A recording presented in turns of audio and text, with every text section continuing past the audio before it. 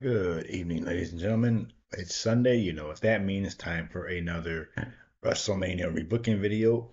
Also, happy Father's Day to any fathers out there watching this. I'm pretty sure mine is up in heaven right now, jamming away to some 90s house music like there's no tomorrow. So, happy Father's Day to you, old man. So, with that being said, we're moving on to this week's WrestleMania rebooking video. This week, we are going with WrestleMania 35 from 2019 in New York, New Jersey, whatever you prefer to call it. This is also probably known as one of the longest WrestleManias because it literally went into the next day, at least if you lived, or at least if you were there live in New York, because of the whole time difference. The show didn't end till like maybe like 12, 1 o'clock the next night. And there was like a whole debacle about people who were like stranded at the arena because it was already late. Like the buses and trains and all that were like shut down for the evening, and Ubers were a pain. So I can only imagine. Plus, also it was like raining at that time, so I can only imagine how those people felt that were like stuck there at the stadium with like no way to get back to their hotel or whatever. So I'm glad I wasn't there for that WrestleMania. This WrestleMania, I unfortunately had to watch in the hospital because I was sick. We'll get into that a little bit more in the next couple months. I will discuss that. But yes, I had to watch this from the confines of my hospital room. At least I had like my friends and my cousins over, and we were like, able to enjoy it together. And the hospital staff was like really cool about it. They were like really fine.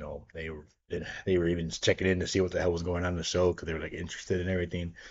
But yeah, so yeah, WrestleMania 35, the last one night WrestleMania, because the following year they started doing the whole 2 night WrestleManias. And if any WrestleMania needed to be 2 nights, most likely it was probably this one because of how goddamn long it was. Yes, I am wearing my Becky Lynch shirt for this particular video because, as you know, she was in the main event, the first women's main event, which we'll get to shortly. So yeah, this is a WrestleMania that's one of those that just like it's just there. Um, it's not bad, it's not good. Some of the booking could probably been a lot better, which we will get to in a bit. Um, but yeah, and a lot of people were also probably upset because it had like one of those generic ass, just plain old HD entranceways like they had for like nowadays for like any random pay per view. They didn't like go out all out like they usually do, or how they did the last time they were at this arena for WrestleMania 29, where they had like the whole Statue of Liberty thing and everything. This one they literally just had a big giant screen, which was kind of a letdown, especially because it's like one of the main things I always look forward to every year for WrestleMania is to see how the stage looks and everything, and how everything's like all, decorated and whatnot. So unfortunately, this one kind of failed in that category. But let's move on and let's get on with this booking. So starting off, let's go ahead and start how we usually do with what the WWE actually gave us that night. And like I said, it was a doozy. It was quite the long show. Um, yeah, they had like, if you count the pre-show, maybe a total of 16 matches altogether. Yeah, if any WrestleMania should have been 2 nights, it probably should have been this one. And they probably could have split it, half and half, 8 matches on night one, eight on night two. You know, yeah, but yeah, I'm guaranteed it must have been a chore to get through watching, so I can only imagine how it was for the people that were actually in attendance there. So going on. Starting off on the pre-show, we kick things off with the cruiserweight title, which was um, Buddy Murphy defending against Tony Nese. Not really many people were really into the 205 live at this point. Me personally, I didn't really watch it that much. I really wasn't following what was going on, so it just like really didn't do too much for me. The match was won by Tony Nese because I think he was from the area. I think a lot of people actually won there from this area. Um, Up next, they had the women's WrestleMania Battle Royal, which was won by Asuka, who probably should have been defending her title in this match, but she lost it to Charlotte like a few weeks before this. And the match was won by Carmella, of all people, random as hell. Up next, we had the Raw Tag Team titles. It was the Revival defending against Kurt Hawkins and Zack Ryder. I think this match was just like randomly just added on like the week before or something, if I recall. And the winners of this match were Kurt Hawkins and Zack Ryder, giving the guy Hawkins and Ryder a win in their home state, as well as ending Kurt Hawkins like thousand and something losing streak that he was on at the time. And then the main event of the pre-show was the Andre the Giant Battle Royal, which was won by Braun Strowman. And also, I was surprised this match was on the pre-show because I thought for sure it would be on the main card, especially since they had like I guess two celebrities in the match, the two guys from Saturday Night Live, I think it is. It was I forgot the names, but I know one of them is married to Scarlett Johansson. You lucky bastard. So I thought for sure they would have like since it had celebrity involvement, they would have it on the main card, but instead it was the main event on the pre-show, as you do.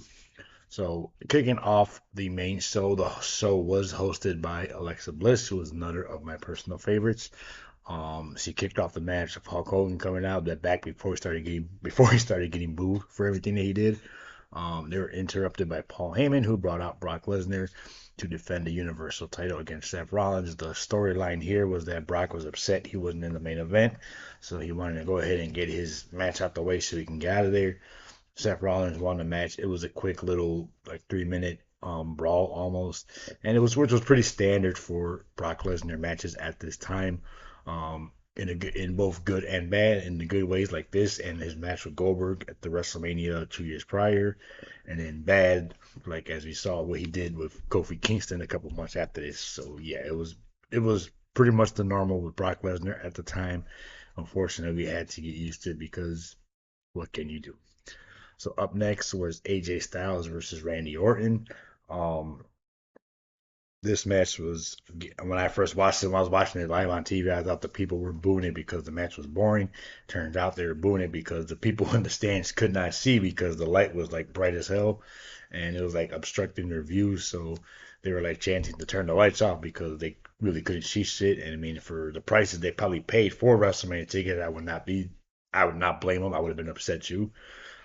So yeah, AJ Styles won. And honestly, if I didn't look at my notes, I honestly probably wouldn't have remembered who won this match because I honestly really didn't until I looked at the notes. I'm like, oh yeah, AJ Styles won.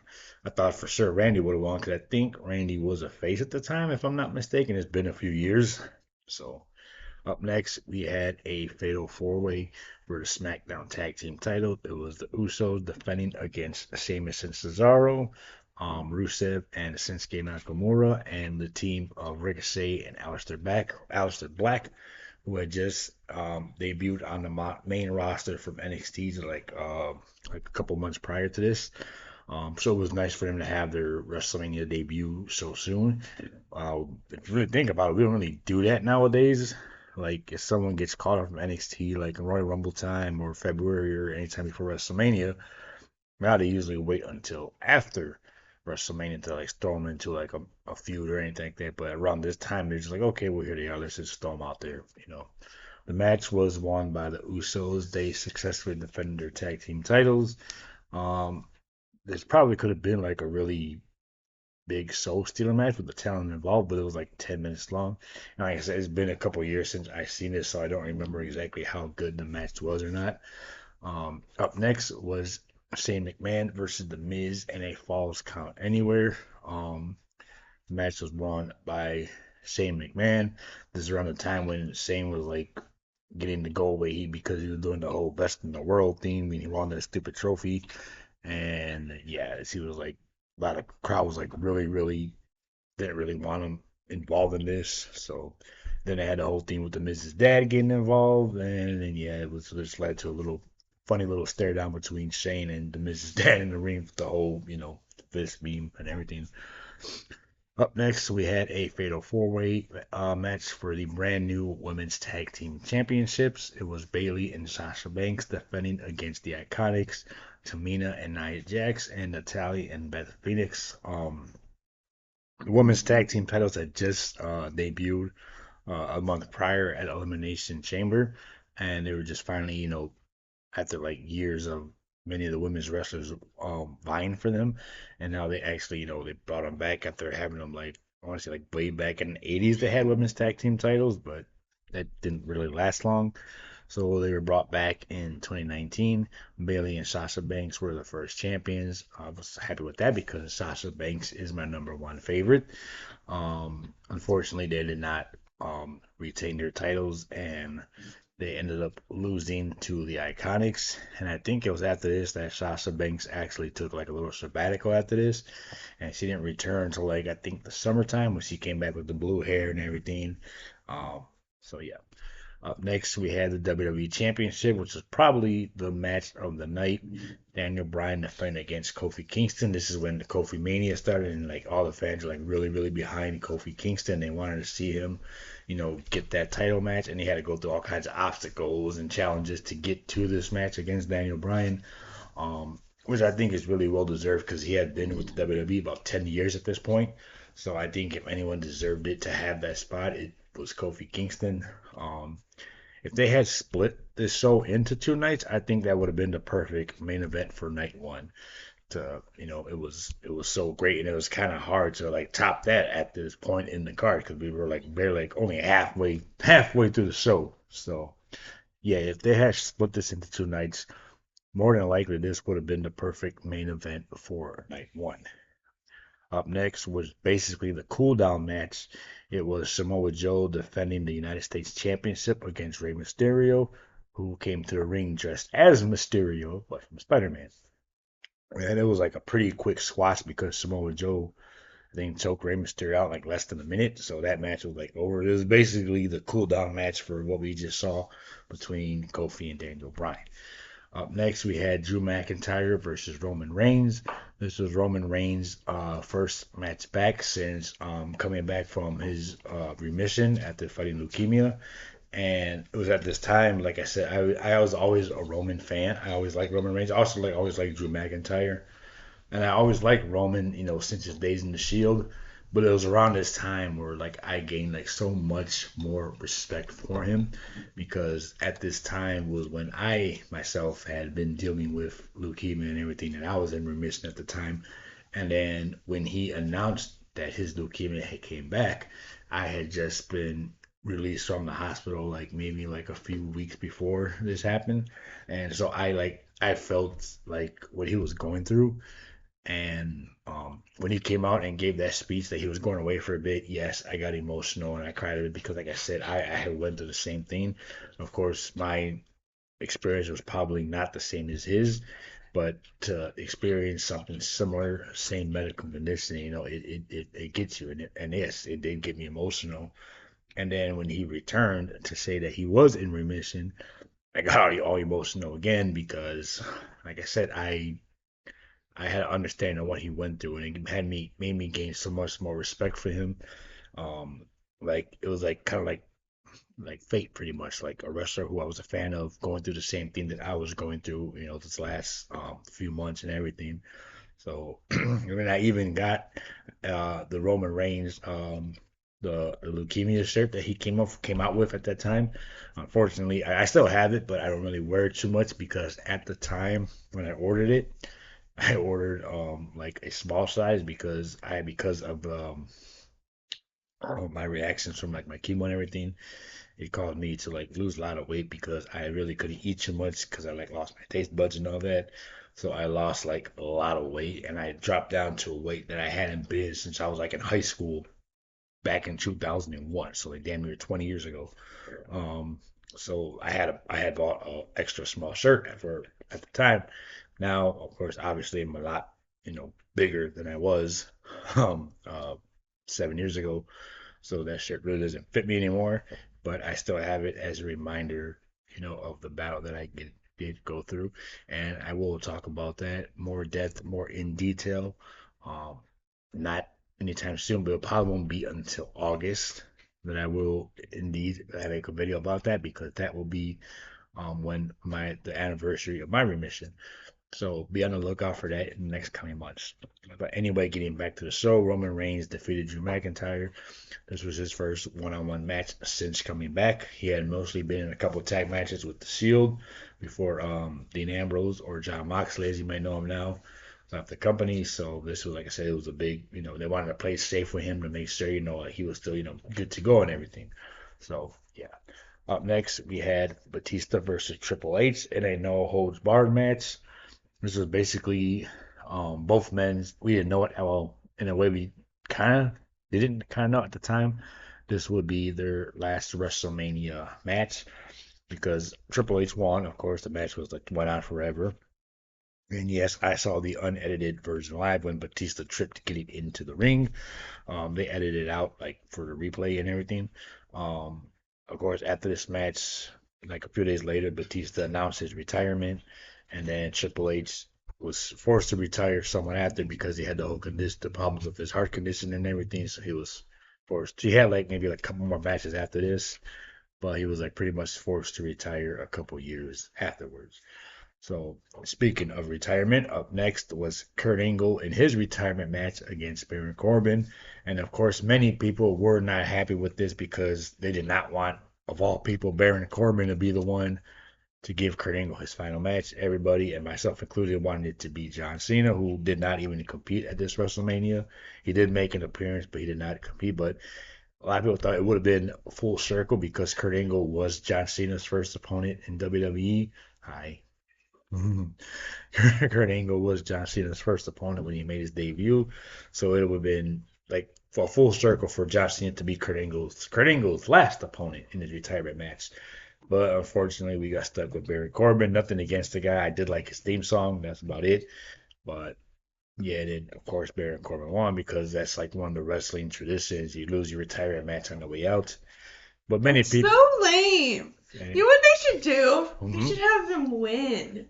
I feel like that would be Some people do. Some do. so much better because then you can go out. You don't go out on a losing. You go out like So some people do, but a lot of them think it's like an old school tradition to lose on your way out. But a lot of people do.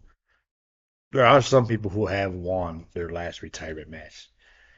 Can't think on the top of my head, but I know there have been a few. But it's like an old school wrestling tradition. that's Yeah. dumb. But yeah, nobody was happy with Baron Corbin getting chosen as president of the fund. They all wanted John Cena. Unfortunately, we did not get that. Up next, we had another cool down match. It was Bobby Lashley defending the Intercontinental title against Finn Balor. And of course, it was not just any Finn Balor, it was the demon Finn Balor. He came out in his demon makeup and everything, pretty much squashed Bobby Lashley to win back the Intercontinental title. It was over in like 5 minutes or so. And then we had our main event, the first ever women's main event of WrestleMania. It was a triple threat match for both the Raw and the SmackDown Women's title. It was the Raw Women's Champion Ronda Rousey, SmackDown Women's Champion Charlotte, and of course the man Becky Lynch.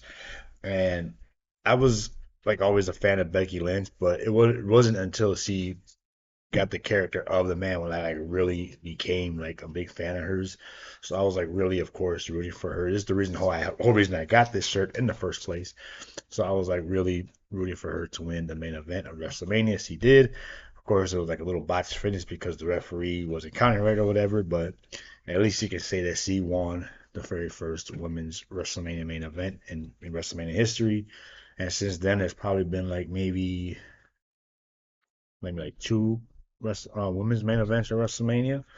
Of course, with the whole two night thing, but it was obviously it wasn't as overwhelming as everyone thought it was because again, this show was so goddamn long. It was like 7 hours long, and by the time it finished, here watching it on TV, it was like 11 o'clock already at night. But for the people in New York, it was like 1 o'clock in the morning. And like I said, they were all trying to get home. It was a nightmare. Thank God I wasn't there. But yeah, so fortunately for them, they had to go with that. Now, with that being said, we're going to look at how I would have booked WrestleMania 35. I did this maybe like around, I want to say this January, like I usually do. I usually start doing my fantasy bookings for these shows like around January, usually sometimes before, sometimes after the Royal Rumble, just to see what things are going. And this one, if I'm not mistaken, I want to say I did maybe before, but we'll go with that. So starting off on the pre-show, we're gonna keep the same cruiserweight title. Buddy Murphy defending against Tony Nese. We'll keep the same outcome and everything. We're gonna have next up. It will be a fatal four way for the Raw Tag Team Championships. It will be the Revival defending against Heavy Machinery, which was also another tag team that just got recently called up from NXT. Chad Gable and Robert Roode, and then Kurt Hawkins and Zack Ryder. And I would still give the win to Hawkins and Ryder just for that feel good, hometown moment. And then in the main event of the pre-show, I would have had a battle royal for the SmackDown Women's Championship, in which Asuka would defend her title. In this timeline, she doesn't lose the title to Charlotte. Instead, she keeps it, and I think she was in the middle of a feud with Mandy Rose at the time, so like it was surprising to see her just go from that to losing the title to Charlotte all of a sudden. So in this timeline, we're gonna have her defend it in a battle royal where she ends up retaining the title, and then she can go on and have a feud with Charlotte after. Then kicking off the main card, we're gonna have The Miz versus Shane McMahon, but it's just gonna be a standard one-on-one match, similar to how Shane McMahon had his match with AJ Styles. And if anything, we could save the false count anywhere for like the rematch or another show down the line. This match, I'll probably still give the win to Shane to, you know, get that. He was a heel at the time, or I can actually go both ways. Give the Miz the win to, kick off WrestleMania with a feel good moment, and then but then again, I'll just go with Shane because Shane could win this, and then the Miz could win the steel cage match they had later on, or something. Up next is my personal favorite, and if you probably already know what it is, it's a multi-man ladder match. This one for the United States Championship. I would be Samoa Joe defending against R-Truth, Andrade, Rey Mysterio, Randy Orton, Mustafa Ali, Rusev, and Shinsuke Nakamura. 8-man, the SmackDown mid-card scene was actually pretty decent at this time. So, of course, we don't get. Huh? Shinsuke Nakamura? He freaks me out. They had an ice cream bar. Oh, where you get all those from? From the pantry. Oh, I thought it was an ice cream bar. No, Snickers ice cream bars. No. I ain't gonna lie, I could go for one of those now. Go to the store, we'll make an ice cream bar. Nah, I wouldn't do that. She'd probably kick my ass if I did. As long as you know it. As long as you know. I know. I know. Shinsuke Nakamura freaks me out. What did you call him? The guy in the back of the class? He's the creepy kid. He's a kid in that class that nobody fucks with because they're all scared of him. He freaks me out. That's totally randomness. Of all people, Shinsuke Nakamura. I don't know why he does. The creepy guy in the back, the one just fucking just sits there and just stares at you like. The one you know has a Glock in their backpack. And nobody ever says anything. Why him? of all people. Of all people. Well, like the first time I saw him, I was like, And like, he's probably legit like one of the most nicest people in the world. But he freaks me out for some reason. You should check out his entrance from WrestleMania. You know who Nita Strauss is? Yeah. You should check out his WrestleMania entrance that she did for him. I was there live. She played Shinsuke's entrance with the electric guitar, and it was pretty cool. Like one of the best things. You should definitely check it out. Where the hell was I? Oh yeah. So yeah, the SmackDown's mid card was pretty much stacked at this time. So to have 8 guys in a ladder match for the United States title seemed like the logical step to go with. And plus, of course, as you know, it's my favorite type of match anyway. So I don't think there's been a WrestleMania that I've booked that hasn't had one of these matches on there, except maybe like the first couple from like the Attitude Era ones. But yeah, like I told you, this match will probably pop up in a lot because it's my personal match and I'm biased towards my favorite things. So hey, up next would have been the cool down match. It would have been Finn Balor defending the Intercontinental title against Drew McIntyre. Not really a cool down match because I'm pretty sure these guys could have a really good one-on-one match. I don't think it would have been Demon Finn Balor. Maybe it could have. Maybe it could. Maybe it couldn't have been. It could go either way. Have him defend the Intercontinental title against Drew McIntyre. Now, in this timeline, I Roman Reigns is not featured on this pay per view because at the time I booked this, he had yet to make his return from leukemia. So I didn't know when he would return. So that's why, which is why I did not factor him into this show. So unfortunately, Roman Reigns is not that in this pay per view. So which leaves Drew McIntyre to challenge Finn Balor for the Intercontinental title instead. Up next, we would have a fatal four-way for the SmackDown Tag Team titles. It would have been the Usos defending against the New Day, Sheamus and Cesaro, and the Hardy Boys. Also in this timeline, this is Kofi Kingston is not in the WWE title. He said he's here because, like I said, I did this in January before the whole Kofi Mania took off. So I'm sticking with what I originally booked, and I think this actually could have been a really good show with all, I mean, a good match with all the tag teams and talent involved. You got the Usos, who are always good, the New Day, who they have good chemistry with, Sheamus and Cesaro, who are on a banger after banger. And then they have the Hardy Boys, who were actually on the pre-show Andre the Giant Battle Royal, when I thought for sure they would have been the tag team title match, but I guess not. And then I would give the win to the Hardy Boys to get that last final tag team run, because I think they did win the titles like not too long after this, but then they had to vacate them because I think Matt Hardy got injured, and I think they were pretty much done with WWE after that. So it would have been nice to have them give them that one last little, hurrah. Up next, we have a match that actually took place at the next year's WrestleMania, but I would have went ahead and booked it here. Undertaker versus AJ Styles. Um, yes, I know Undertaker did not feature on this show at all, but in this timeline, I would have made him, come back. And AJ Styles, um, like I said, I'm pretty sure he was a heel at this time. He could have came out and challenged Undertaker to WrestleMania.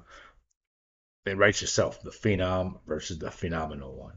It would have been. I think at this point in time, they would have had a pretty good match. Undertaker was have had like a mini renaissance because after the whole debacle with John Cena and Roman Reigns, the last two WrestleManias, he came back. He had the tag team match with Roman Reigns like a few months after this, and he got the good match that he wanted before he retired. And then he did retire the following year against AJ Styles, but it was not a regular match. It was a boneyard match because of the whole COVID thing, which we will get to next week. But I would have had booked that match here at this WrestleMania. And I honestly think Undertaker does good with like smaller, agile workers. I think they would have had like a pretty good, decent match together. And of course, I would give the win to the Undertaker. Up next, we have the Women's Tag Team Championships. Tamina and Nia Jax defending against Bayley and Sasha Banks. Now, in this timeline, Bayley and Sasha Banks are not the first women's tag team champions. Tamina and Nia Jax win the titles in the Elimination Chamber. I thought about this. This is something that could go either way. It's like if you were Bayley and Sasha Banks, and say the WWE gave you the option. Okay, you got two options. Would you rather be crowned the first ever women's tag team championships inside the Elimination Chamber, or would you rather have another team win that, get that honor or privilege, and then you can win the tag team titles at WrestleMania, which you get your WrestleMania moment? So that can kind of go both ways. Would you rather be the first ever, or would you rather get that WrestleMania moment? So and I kind of like, okay, which would be better? And of course, because I'm biased and Sasha Banks is my number one favorite, I have her winning the tag team titles of Bayley at WrestleMania, defeating Tamina and Nia Jax. So, as you know, I said before, I was never really, I've never been a Nia Jax fan, and probably never will be. I was always like on the fence with Bayley, and it wasn't until it was turning around this time where I started liking Bayley. I had just met her and Sasha a few months before this at the Royal Rumble in Phoenix. Um, yes, I met both of them the Royal Rumble in Phoenix a couple months prior to this. So I was like starting to become a Bayley fan, but it wasn't until like her heel run a year later where like really became like a Bayley fan. And then now I consider her to be like one of my top favorites in the whole company. Funny how things work out. Fortunately, I cannot say the same for Nia Jax because I just never liked her. Up next, we have the WWE title. It would have been Daniel Bryan defending against John Cena. I honestly thought they were going to go in this direction. I thought for sure John Cena would have came back, made some type of surprise in the Royal Rumble, which he did not, and then go on to challenge Daniel Bryan for the WWE title at WrestleMania, like pretty much a rematch from SummerSlam a few years prior to this. But unfortunately, they did not go this way. They went, of course, with the whole Kofi Mania. But in this timeline, I would have John Cena return, start a feud with Daniel Bryan, lose both the Royal Rumble and the Elimination Chamber because Daniel Bryan causes him. This leads to a match between the two at WrestleMania. And this is right here is where I would have had John Cena probably break his title, his record at the time because he was already the 16th. This could have been where he could have better way to have won the 17th world title. Obviously, as you know, he won it against Cody Rhodes last year at WrestleMania, but I think this probably would have been a way better match than what we got when he did win the 17th world title. I think Daniel Bryan and John Cena probably could have put on a classic, and it would have been a good way for John Cena to win his 17th world title. Up next, we have the Universal title, Brock Lesnar versus Seth Rollins, who in this timeline still wins the Royal Rumble. And we're going to keep things the same storyline, same match, same outcome. Seth Rollins wins. I probably would have kept it a little bit longer than 5 minutes, just because, yeah. Up next is something I call would have been a nice little cool down match. I have it listed as the most star-studded Andre the Giant Battle Royal. Of course, this is before Kurt Angle announced his retirement, so obviously we didn't know he was going to retire at this point in time. And that would have been like with the talent I have listed for this match, I can honestly see WWE doing something like that, like branding it and promoting it the most star-studded Andre the Giant Battle Royal ever, because everything was the biggest ever whenever they did something like that. If you didn't notice, the biggest Royal Rumble ever, the biggest WrestleMania ever, everything had to be the biggest ever, regardless if it was or not. So some of the talents I have in this match, of course, were Kurt Angle, Baron Corbin, Dean Ambrose, Bobby Lashley, Braun Strowman, Elias, Kevin Owens, Ricochet, Aleister Black. A lot of these guys were on, involved some form of way on the show. There's a lot of big names like listen, like Kevin Owens didn't even compete at WrestleMania, and he was like good and healthy and ready to go. Dean Ambrose did not compete because even though his contract was expiring, they pretty much just like, we're not gonna, we don't have no need for you, pretty much. I mean, I'm pretty sure you could have given him at least one last, little WrestleMania moment, and if you want, be petty, have me the first one thrown out or something. But I would give the win to Kurt Angle. This if anything, this could have been his retirement match. It probably would have been better than his one-on-one match with Baron Corbin, but you know. And then we have our main event, same main event, triple threat match, but just for the Raw Women's Championship. Ronda Rousey defending against Charlotte and Becky Lynch. Um, Part of me wanted to do just one-on-one Ronda Rousey and Becky Lynch. And part of me wishes I probably did. And then that would leave, okay, where does it leave Charlotte? Because I said, I'm not a fan, and then I kind of am a fan of Charlotte. Like, in ring wise, she's great. Like, personality, I was like, I've never really been into Charlotte like that. And there's no doubt she's like one of the biggest female stars of all time. And despite my personal feelings toward her, um, if anyone deserved to be in the first WrestleMania main event, of course, it would be Charlotte. Despite, like I said, what I may personally think of her, she's not one of my favorites and probably never will be, but she is great in the ring. And like I said, for someone with, her legacy and her star power, she is someone who deserved to be in that main event. If I really wanted to be biased, I probably would have had Sasha Banks in here, but of course I'm not gonna be that much of an ass. Um, so we're gonna keep the same Ronda Rousey, Charlotte, Becky Lynch, same outcome, pretty much the same match we had, except the only difference is we don't have the SmackDown Women's title involved. Becky Lynch still wins. Hopefully, we get a better finish than what we got. So yeah. So there you have it. How I would have booked WrestleMania 35. Hopefully, it wasn't as long as how the real WrestleMania was, and maybe cut off maybe like 3 or 4 matches from the real one. So hopefully it ends at a decent time this time. So yeah. Um, what did you think? What did you like better? Did you like what we got? Do you like what I gave you? What would you have done different? Or would you have changed? Would you have left it how it is? As always, I like to hear your feedback and your comments in the comment section, obviously. Um, that's be it for this one. Next week, we'll go on to the very first two night WrestleMania, WrestleMania 36, which was held during the pandemic. Um, Also this week, sometime this week, as you know, this past Thursday, I went to go see my very first independent wrestling show, Second Wrestling, and I got to live one of my dreams. I got to meet and conversate with Tegan Knox. So yeah, that was amazing. I'll have a more in-depth video for you later on this week. Um, yeah, but it was great. It was different. We'll talk about that more when that video comes out. But yeah, until next time, remember, if you haven't asked me about it, chances are I'm gonna talk about it anyway.